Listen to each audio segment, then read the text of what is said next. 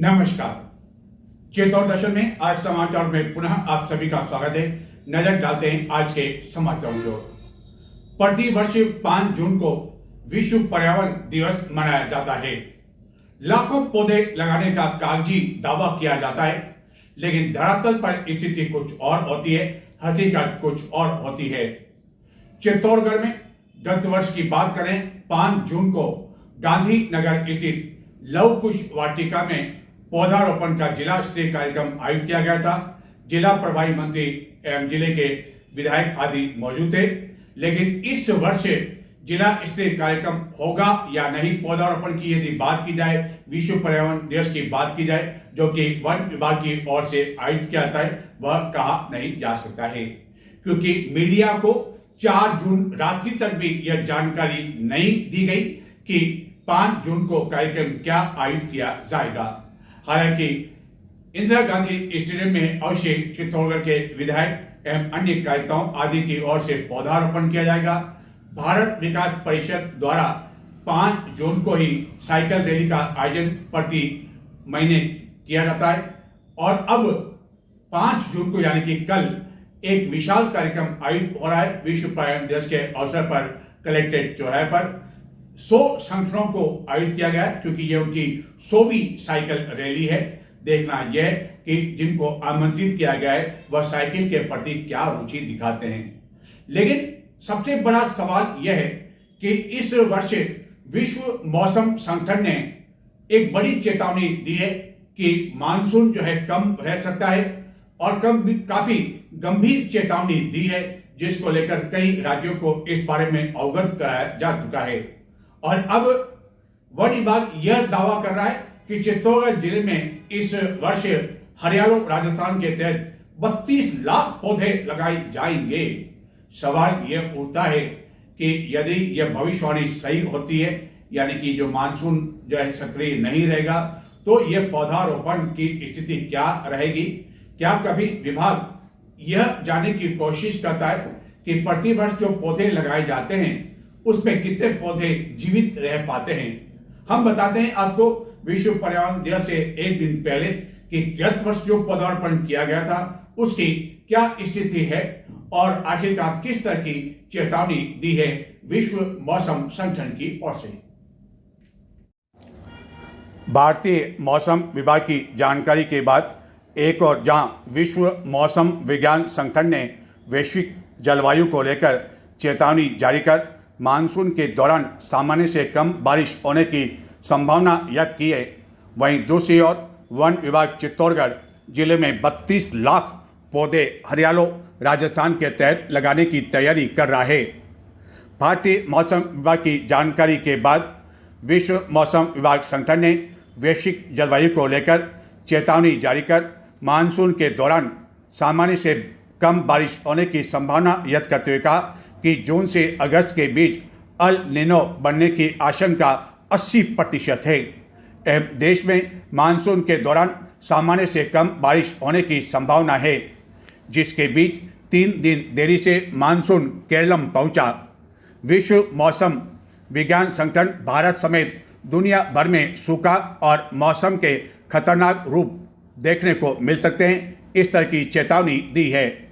और इस चेतावनी के बाद कृषि मंत्रालय ने भी राज्यों और संबंधित एजेंसियों को सामान्य से कम मानसून और अल नीनो की आशंका को देखते हुए जिला स्तर पर प्लान लागू करने को कहा है।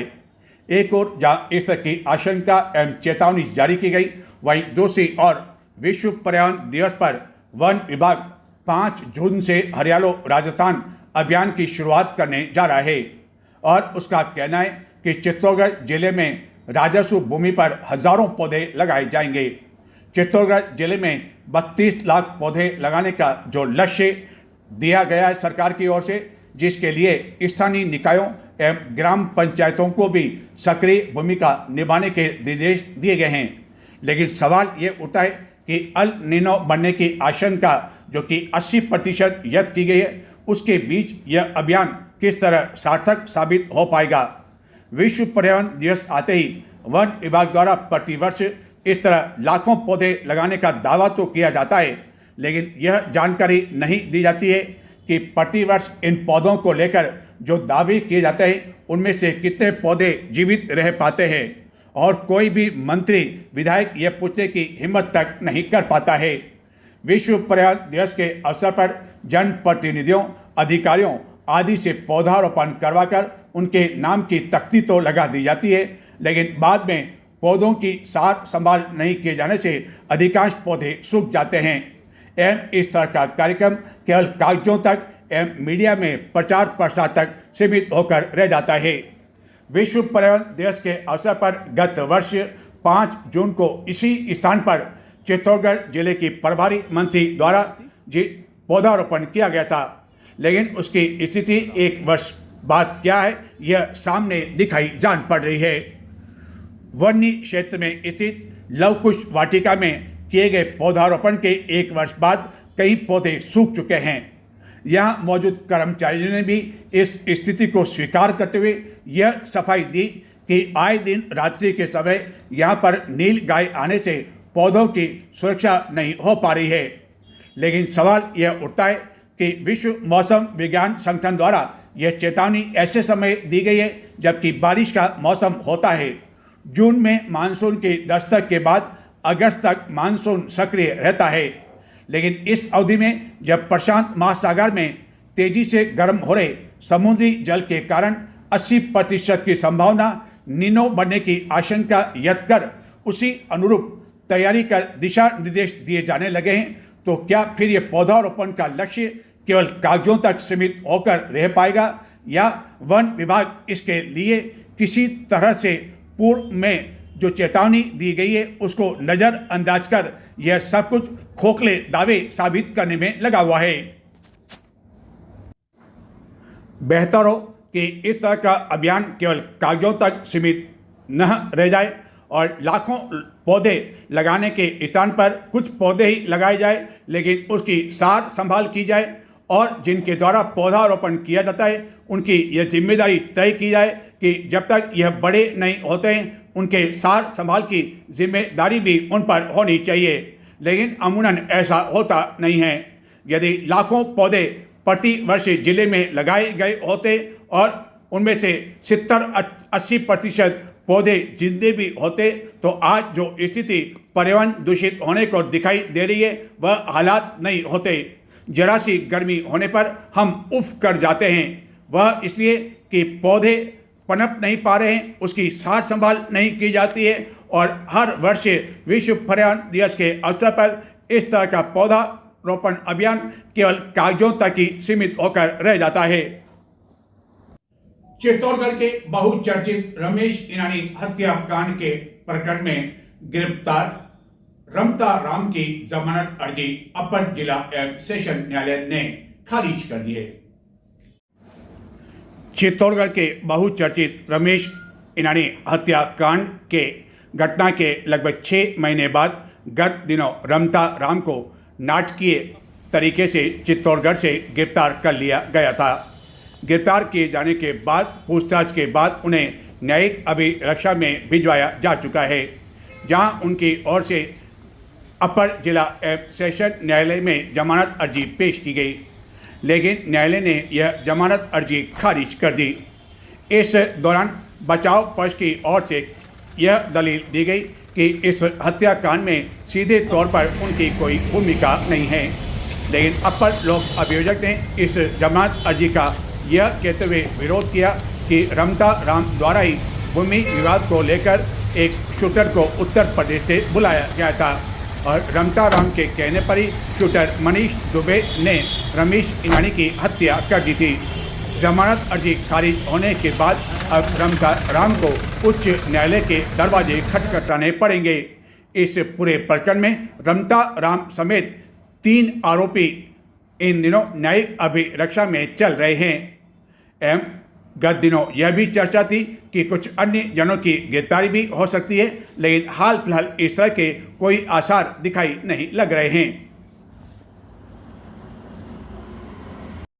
चित्तौड़गढ़ जिले के कनौज क्षेत्र से गत दिनों एक नाबालिग बालिका का अपहरण कर उसके साथ दुष्कर्म करने के आरोप में न्यायालय ने कनौज के 2 अभियुक्तों को 20-20 वर्ष की कठोर कारावास की सजा से दंडित किया है। महत्वपूर्ण बात इस पूरे प्रकरण में यह है कि पुलिस ने एक ही युवक को आरोपी बनाया था, लेकिन बाद में जब अपर लोक अभियोजक ने इस मामले में पूरी दलील दी तो उसके बाद न्यायालय ने माना कि इसमें एक और युवक शामिल था, उसे भी आरोपी बनाया गया और अब दोनों अभियुक्तों को 20-20 वर्ष की कठोर कारावास की सजा से दंडित किया गया। विशेष न्यायालय लैंगिक अपराधों से बालकों का संरक्षण अधिनियम 2012 पॉक्सो 2 की न्यायाधीश शहनाज परवीन ने 2 वर्ष पुराने एक नाबालिग बालिका का अपहरण एवं दुष्कर्म के मामले में 2 अभियुक्तों को दोषी करार देते हुए 20-20 वर्ष के कठोर कारावास एवं 3,40,000 रुपये अर्थदंड से दंडित किया। 8 मई 2024 को चित्तौड़गढ़ जिले के बदेसर थाना में एक व्यक्ति ने कक्षा 8 में पढ़ने वाली अपनी नाबालिग पुत्री का स्कूल जाते समय अपहरण करने की रिपोर्ट दर्ज करवाई। इस पर बदेसर पुलिस ने अनुसंधान करते हुए इस मामले में कनौज निवासी शुभम माली पुत्र भारमल माली को गिरफ्तार कर उसके खिलाफ न्यायालय में आरोप पत्र पेश किया। प्रकरण की सुनवाई के दौरान आरोप पत्र पर उपलब्ध विभिन्न साक्ष्य और दस्तावेजों के आधार पर न्यायाधीश ने प्रकरण में एक और अभियुक्त मुकेश पुत्र जगदीश आचार्य निवासी कनौज के विरुद्ध भी प्रथम दृष्टया अपराध प्रमाणित होते हुए प्रसंज्ञान लिया। प्रकरण की सुनवाई पूर्ण होने के बाद और अभियोजन पक्ष की ओर से पेश किए गए 18 गवाह, 39 दस्तावेज, 2 आर्टिकल के आधार पर पीठासीन अधिकारी ने दोनों अभियुक्तों को अपहरण व दुष्कर्म का दोषी मानते हुए दोनों को 20-20 वर्ष के कठोर कारावास की सजा से दंडित किया।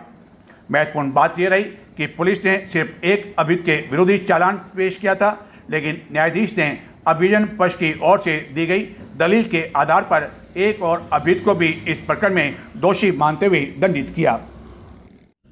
सांसद हनुमान बेनीवाल की पार्टी राष्ट्रीय लोकतांत्रिक पार्टी ने चित्तौड़गढ़ जिला मुख्यालय पर गुरुवार को बढ़ती महंगाई एवं गत दिनों बेनीवाल की सुरक्षा कम किए जाने के मुद्दे को लेकर कलेक्ट्रेट में प्रदर्शन किया और इस संबंध में मुख्यमंत्री के नाम जिला कलेक्टर को ज्ञापन दिया।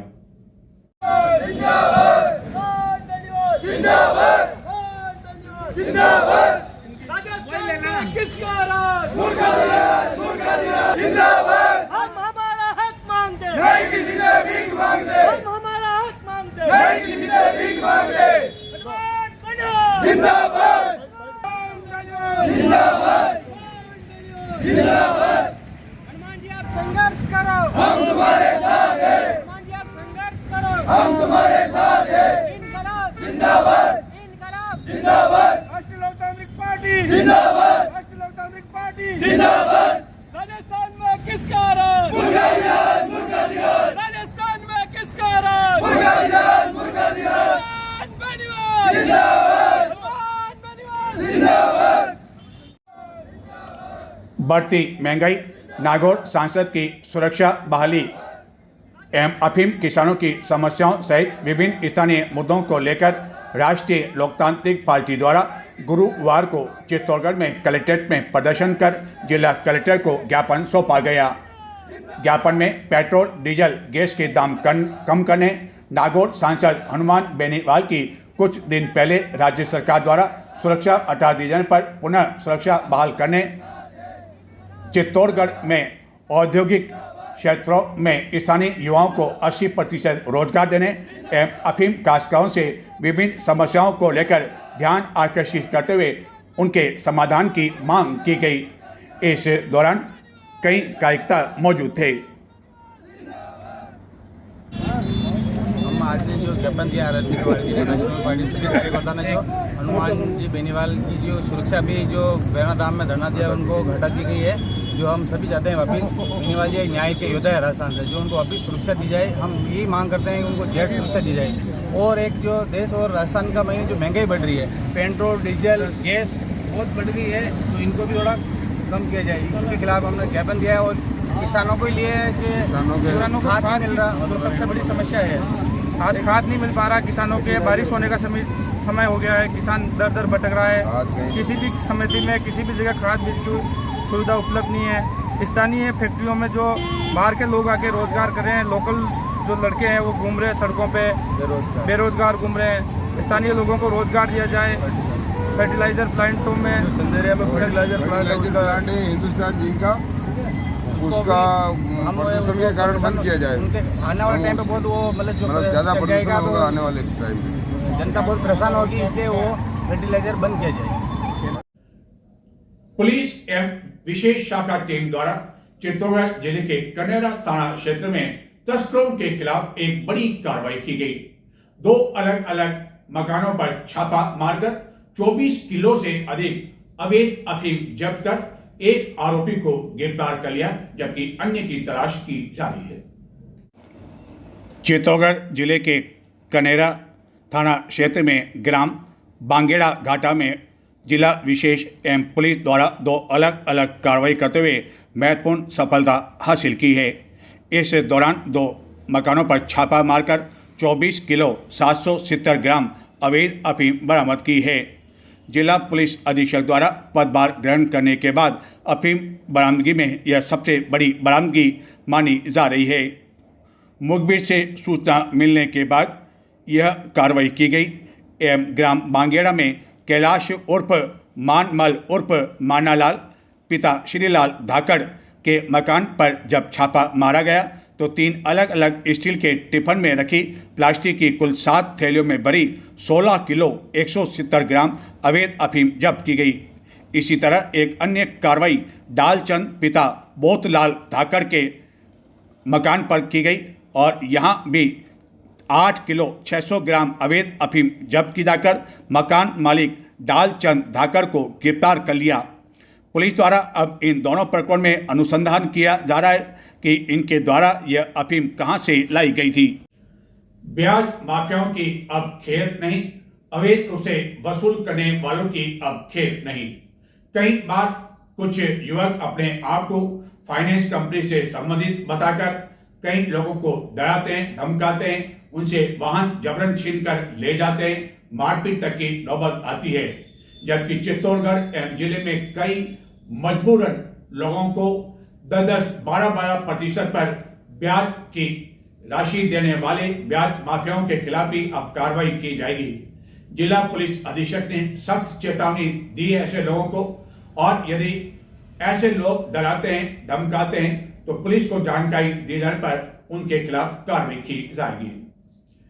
क्या केरलम में मानसून के दस्तक के बाद जब राजस्थान में मानसून दस्तक देगा, जिसमें लगभग 20-25 दिन अभी भी समय है, तो क्या उससे पहले चित्तौड़गढ़ में पेयजल संकट की स्थिति उत्पन्न होगी या नहीं, इस पर जलदाय विभाग की नजर लगी हुई है।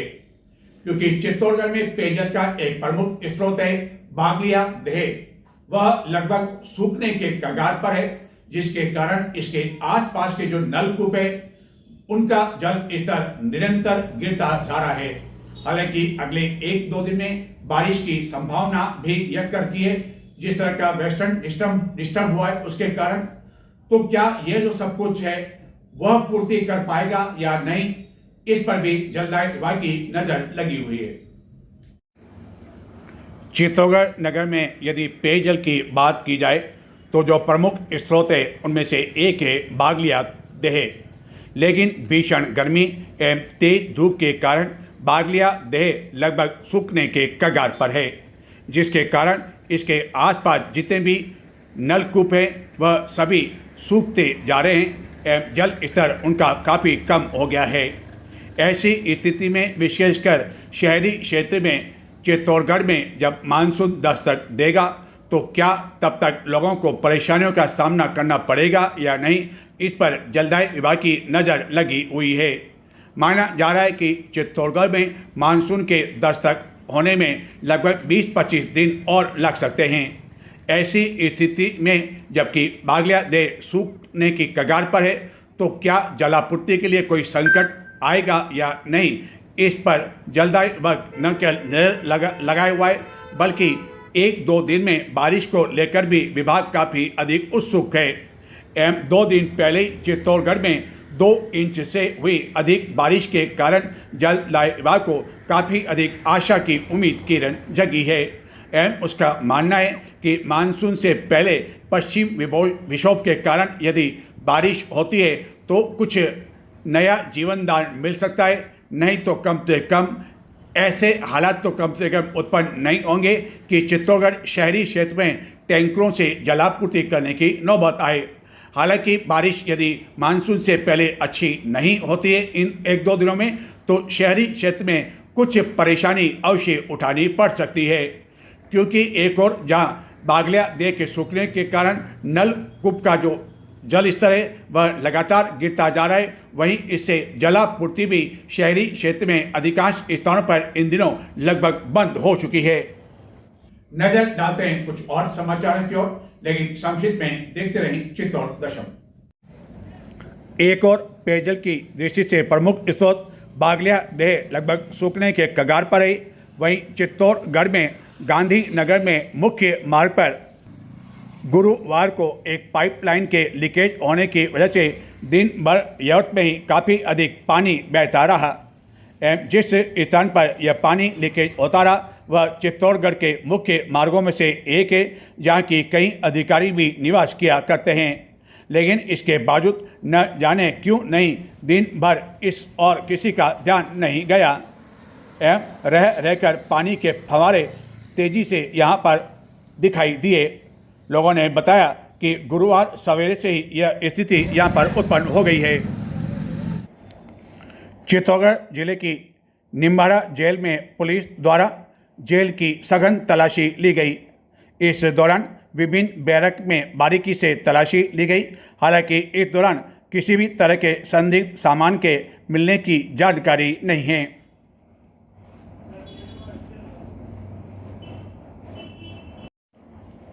विश्व पर्यावरण दिवस के अवसर पर 5 जून को भारत विकास परिषद की ओर से चित्तौड़गढ़ में 100वीं पर्यावरण साइकिल रैली का आयोजन किया जाएगा।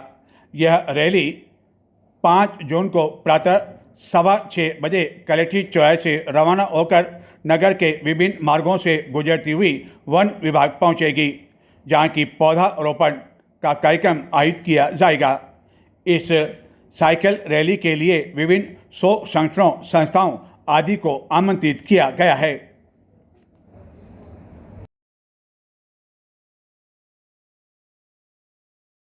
तो ये थे आज के समाचार।